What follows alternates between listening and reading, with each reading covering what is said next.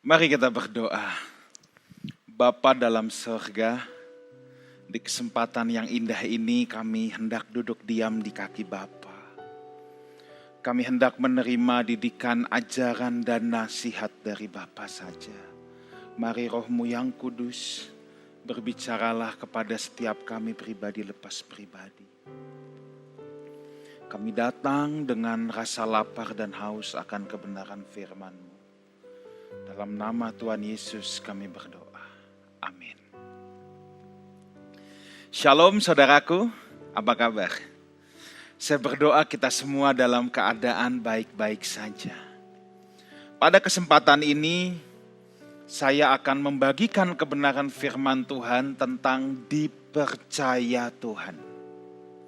Bukan percaya Tuhan saudara, tetapi dipercaya Tuhan.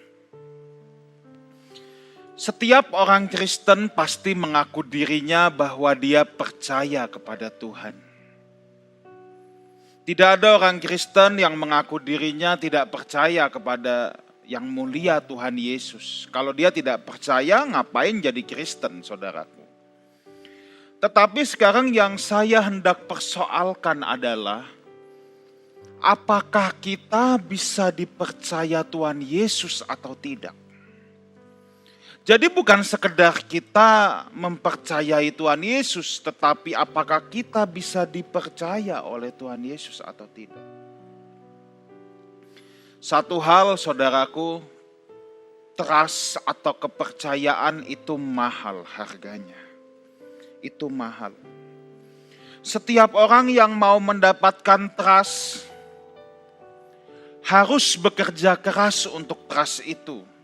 Tidak ada trust yang diperoleh dengan gratisan. Tidak ada trust yang diperoleh dengan mudah, saudaraku.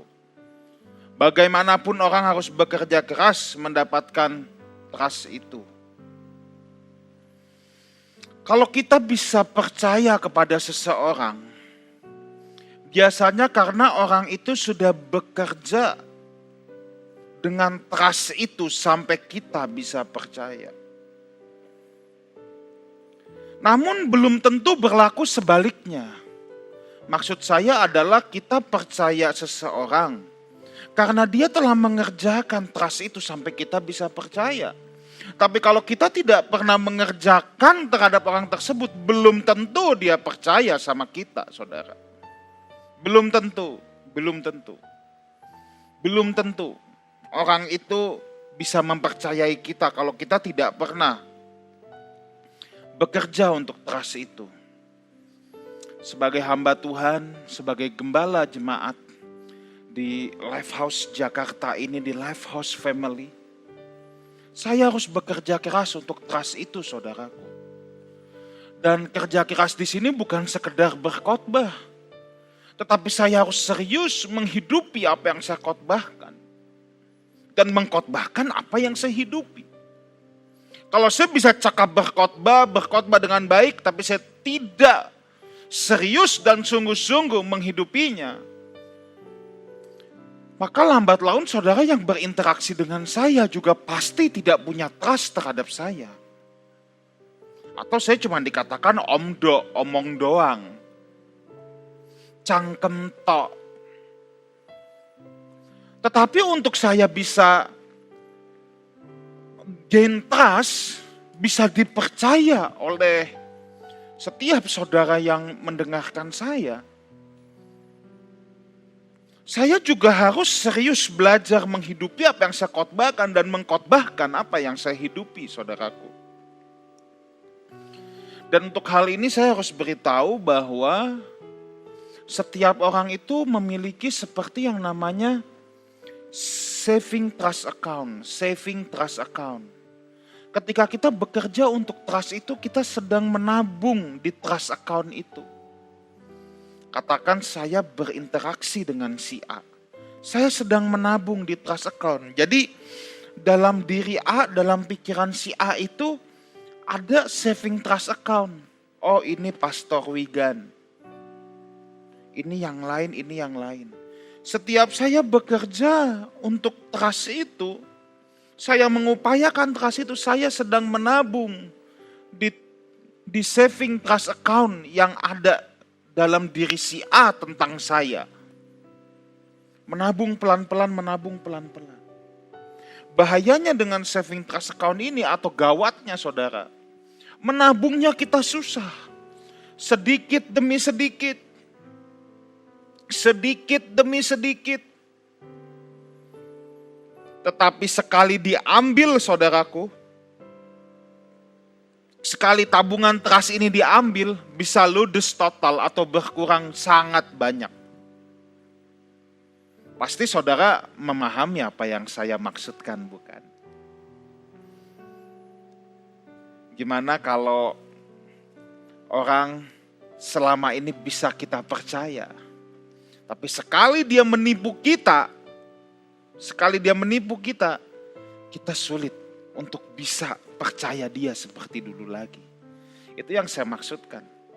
Ketika dia berlaku baik, dia berlaku setia, itu sedang memupuk save trust account-nya, saving trust account-nya. Tetapi sekali dia menipu kita, diambil, ludes. Ludes, des. Tadi saya katakan saudara bahwa ketika kita menabung di trust account seseorang belum tentu, atau ketika seseorang menabung di trust account kita, kita bisa mempercayainya. Tetapi kalau kita tidak pernah bekerja untuk hal ini, belum tentu orang tersebut bisa mempercayai kita, saudaraku. Itulah sebabnya dalam hal ini, saudaraku ya, kita tidak perlu ragukan untuk mempercayai Tuhan. Tuhan itu patut untuk dipercayai. Kasih setianya tidak perlu kita ragukan sedikit pun. Dia telah membuktikannya, saudaraku. Dia telah membuktikannya. Tapi persoalannya sekarang apakah kita bisa dipercaya Tuhan atau tidak? Ini persoalan. Kalau Tuhan pasti dapat dipercayai, pasti. Tapi kalau kita, apakah kita bisa dipercaya Tuhan? Nah, saya mau ajak saudara buka 1 Korintus 4 ayat 1 dan yang kedua dulu. Demikianlah hendaknya orang memandang kami sebagai hamba-hamba Kristus yang kepadanya dipercayakan rahasia Allah.